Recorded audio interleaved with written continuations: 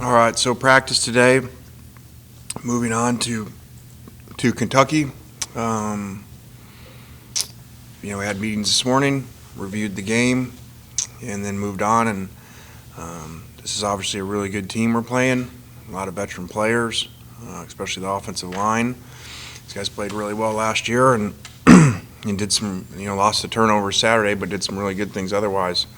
So, we're going to have to play really well, and we're going to have to get better in the areas we didn't do well in. Obviously, defense and negative plays on offense. So, a lot of work to do. Go ahead, David. Lane, can you talk specifically about the challenges Kentucky presents heading into Saturday?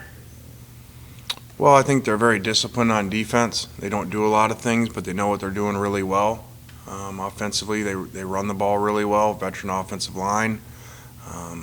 So, we're still in beginning phases of them, but that's what I seem to know so far. Good at Parrish. Lane, do you think your pass coverage problems on Saturday were more about things going on the back end or a lack of consistent pressure on Trask?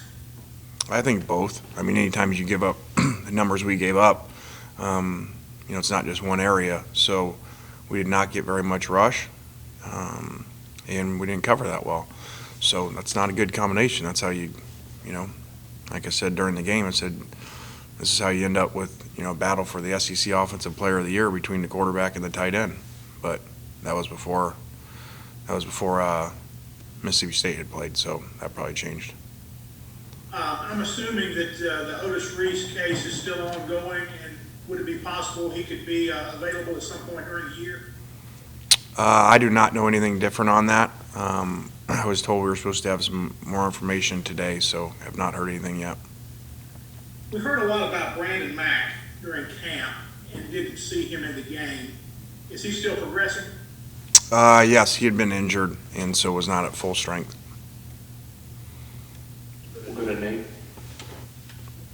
Coach, after getting to watch the film from Saturday, what do you see from Mack that you liked, and where can he make some improvements going into this week? Well, I think he did a good job with his feet getting out of trouble. I think he was very composed, really good adjusting with him on the sidelines. Both quarterbacks were. But his feet are a little bit all over the place at times in the passing game, and so we got to clean that up because he was late on some balls that, were really open that ended up being completed but could have been touchdowns. David, go with your question. Yeah, Lane, just curious on your thoughts on Kenny Yeboah, how he performed Saturday, and what you think his future is in your offense. Yeah, he had a really good second half. Actually missed the block on a swing there that would have been a big play, number 51, but then came back, I think, 3 straight plays in a row, if I remember right. So that was good to see. He'd missed some time also with injury, so really good because, we're going to have other people because, now that we put what we did on film, we're going to get a lot of different coverages to Elijah. Go ahead, Nick. You talked after the game about the 4 for 8 in the red zone. On tape, did you see a recurring trend of what was going on down there, or were they all kind of different scenarios? They were different, missed field goal, end of half, where the clock ran out. And so I just think we made a lot of explosive plays to get down there, and then we ran and had negative runs and got in bad situations. Go ahead, Ben. Lane, Mark Stoops said earlier today that the SEC presidents plan on voting soon regarding the possibility to allow in-conference transfers to lead to play. As it pertains to Otis Reese, that could obviously have an effect. Have you heard anything about that, and what are your thoughts on that?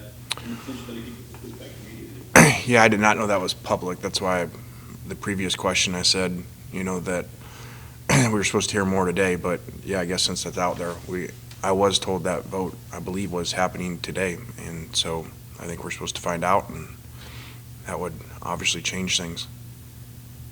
We'll go back to Parrish. Lane, was the decision to go for the first down on the first drive there, was that being aggressive, or is there some uncertainty with your kicker? No, that's analytics. The book said that. And whenever you follow the analytics, you're going to lean more towards going for things than what you're used to seeing or what you grew up watching. Just because that's what the analytics say. People don't really take in the value of 7 versus 3 and how big that is when it comes to the numbers. So a lot of times when you follow that, you end up going for it, more than what you're used to. Go ahead, Nick. Lane, I know you worked with Eddie Gran when you two were at Tennessee. Just what are your memories of working with him, and how impressed are you by what he's been able to do with this Kentucky offense in the last few years? Yeah, Eddie's a great guy, great recruiter. I just remember hearing about it. I didn't really watch a ton of it, but last year I think when they didn't have the quarterbacks or all the injuries and stuff, and then being able to do what they did and running for 1,000,000 yards, basically wildcatish, really good. So glad he's doing well. Go to Nate. Lane, was the running back breakdown on Saturday about what you wanted? I think it's about 2-1 with Jerry on the snoop, and you had mentioned Henry Parrish was going to see some action. I don't remember seeing him, especially on offense, maybe at some special teams. Is that kind of what we're looking at? Yeah, I think Henry would have probably got in there. He had missed a couple days last week with an injury, so he only played on special teams, but I would anticipate seeing him some on offense. Go ahead, Parrish. Lane, if you would, what were your thoughts on offensive line play for you guys? Up and down. There's some really good stuff, some good protections on some deep balls. And in the run game, we left a lot of yards out there, whether it was, getting beat or not going to the right guys. It really cost us, especially in, we have a 3rd and 2 and a 3rd and 1 back-to-back drives, so it's 6 plays and out that we don't make the 3rd and 1 and 3rd and 2 with some identification issues. Go ahead, Nick. Sheer curiosity, when was the last time you left Oxford with this first road trip coming up? Have you been cramped in here since camp started pretty much?